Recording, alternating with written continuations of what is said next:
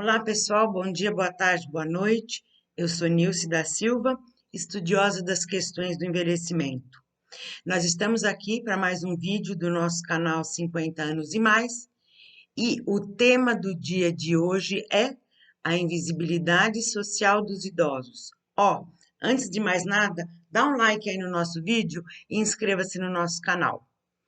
Para tratar do tema da invisibilidade social dos idosos, eu vou contar para vocês uma história rápida, que é uma parte de uma conversa que eu tive essa semana com uma das minhas amigas. Uma amiga que eu gosto muito e com a qual eu tenho a coragem, assim, de falar de coisas que podem dar um pouco de vergonha, e ela também se abre comigo.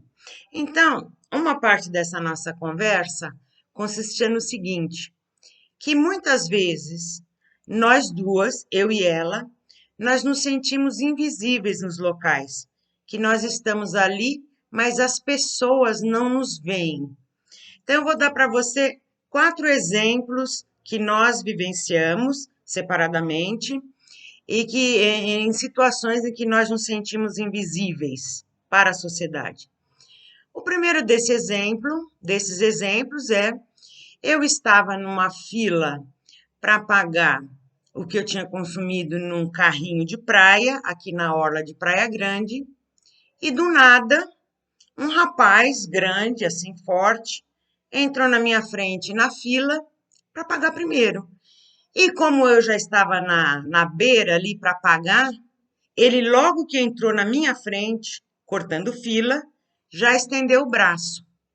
E eu imediatamente toquei o rapaz e falei: olha, só que eu estou na sua frente, você vai ter que esperar. Bom, ele fez que não me viu. Aí um outro exemplo, também meu exemplo aqui. Essa semana eu fui comprar algumas coisas numa mercearia e assim, eu ia pedir várias coisas, né? Pão, presunto, queijo. Na verdade, eu já tinha pedido, já tinha feito a lista do que eu queria. E atrás de mim tinha um homem, talvez da minha idade, um pouco mais jovem, mas era um homem. E esse homem, ele do nada recebeu o produto dele sem mesmo que tivesse aberto a boca, ou seja, um saco cheio de pãezinhos. E aí a vendedora disse assim: ah, eu passei ele na frente porque o dele era mais rápido. Opa, peraí. Só que dessa vez eu não falei nada, não. Porque assim, na verdade, eu sou muito bem tratada em todos esses lugares, tá? E dessa vez aí eu não falei nada, porque eu não tinha tanto essa certeza, eu não vi esse homem chegar. Mas para mim é um cliente antigo que sempre pega esse saco de pão e que, da minha perspectiva, foi atendido primeiro porque é homem, tá certo? Bom, terceira história, essa já foi a minha amiga que viveu. Ela estava num posto de saúde, onde ela vai várias vezes na semana para fazer um curativo aí numa feridinha que ela tem. E aí ela chegou nesse posto de saúde às 11 horas. Eram 11h50 ainda e ninguém tinha vindo fazer o curativo nela. E ela via assim que na sala ali dos enfermeiros, dos auxiliares, várias pessoas estavam vendo celular, como vem o tempo inteiro. E estava ali naquela sala também a pessoa que costuma fazer o curativo nela, que inclusive faz um bom curativo. Só que aí, depois de 50 minutos, esse funcionário chegou e falou assim: ah, você sabe que eu acho que eu não vou poder fazer o seu curativo, porque está dando o meu horário de sair. Bom, a minha amiga falou assim para ele: puxa vida, eu cheguei aqui às 11 horas. Eu estava bem aqui na frente da porta. Você não me viu? E agora você vem me falar que está na sua hora de sair? E além do mais, meu curativo leva 5 minutos para você fazer. Finalmente, o rapaz fez o curativo na minha amiga. Uma outra história aí, que fui eu que vivenciei também. Eu estava procurando um ortopedista de mão e o convênio me enviou para uma consulta com um médico que não era ortopedista de mão. Mas só que eu estava na sala desse médico já começando a contar a minha história do meu problema da mão. Ele falou, sem olhar no meu rosto, com uma pressa de que ele não era especialista de mão, e vem aqui, me acompanha, já me levou lá para a secretária do local, que também, sem me olhar, começava a digitar no computador, até que um momento eu falei para ela, minha filha, você está escrevendo um livro? Ou você está procurando aí um especialista de mão para mim? Só que ela insistia em não me olhar, em não me ouvir. O médico também. Sabe quando a gente sabe quando está falando e a pessoa está ouvindo ou não está ouvindo, né? E nessas 4 histórias aqui que eu contei para vocês, eu e minha amiga estávamos invisíveis socialmente. E nesses 4 casos aqui, caso a gente queira ser vista, a gente tem que se colocar. Tem que se colocar. Porque senão passa como se não existisse. Bom, pessoal, nós duas aqui chegamos à conclusão de que nos dias de hoje nós precisamos estar o tempo todo acordadas, prontas para falar, pronta para se defender, não pode baixar a guarda, porque senão a outra pessoa acaba tomando seu lugar, acaba fazendo você de boba. Então, assim, você tem que se impor o tempo inteiro, isso é muito cansativo.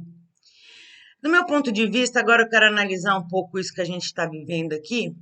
Nós estamos vivendo numa sociedade narcísica, em que as pessoas, uma para com as outras, muitas e muitas vezes fazem de conta que não estão vendo essas pessoas. Muitas vezes não veem mesmo, tá?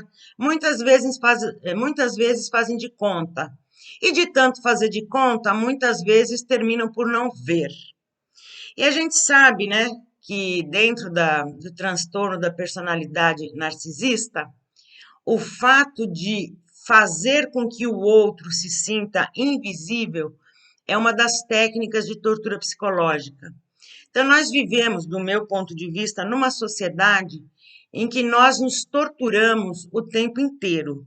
E uma das maneiras dessa tortura se realizar é você fingindo que não vê o outro, ou não vendo o outro, ou um e outro, o outro como consequência do um.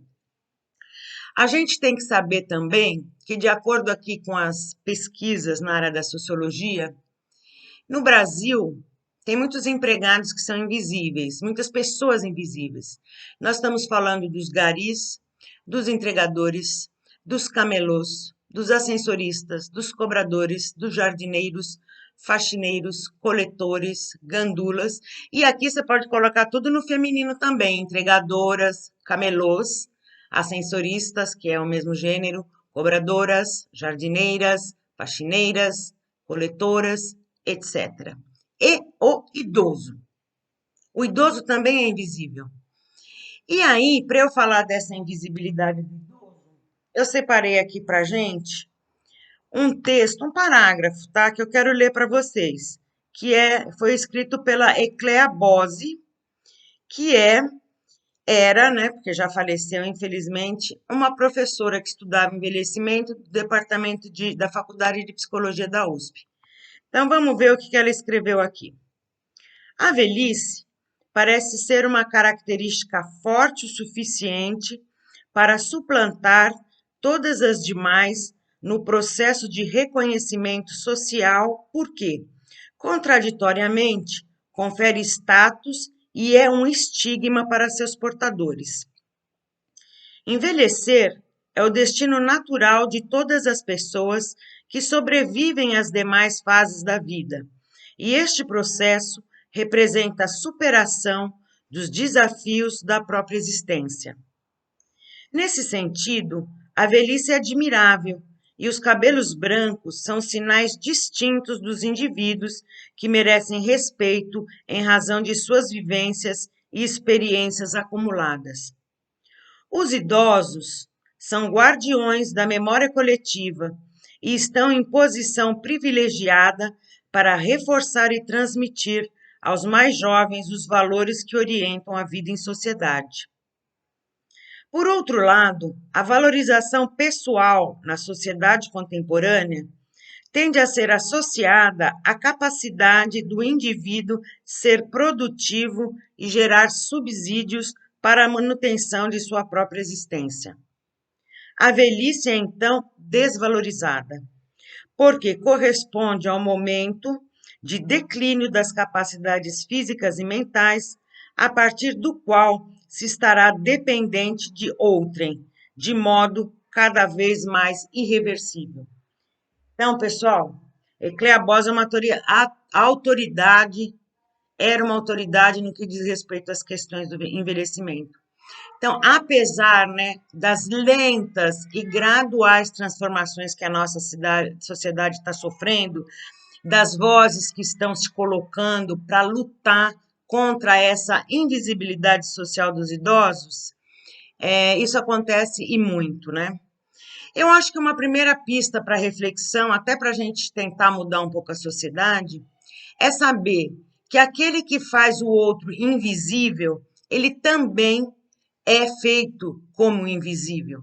Se você pensar que aqui nas nossas histórias todos somos brasileiros, e se você pensar que quando o brasileiro sai aqui do país e vai para os Estados Unidos, Canadá, para a Europa, ele também passa a ser um ser invisível, eu acho que a gente poderia relativizar um pouco, né, as posições e tratar os outros com um pouquinho mais de humanidade, como a gente gostaria de ser tratado, né? Por isso que eu falei no começo aqui da minha análise que a nossa sociedade é narcísica. Um não vê o outro não vê o outro não vê o outro, e assim vai. Por que tudo isso, hein? Onde a gente está querendo chegar? E você, já se sentiu invisível em algum momento aí da sua história? Por que você achou que você ficou invisível? Pela idade? Só pela idade? Ou foi pela idade porque você é mulher e porque você é pobre? Ou nada disso? Conta aí pra gente, deixa a sua opinião. Até mais, pessoal. Um abraço.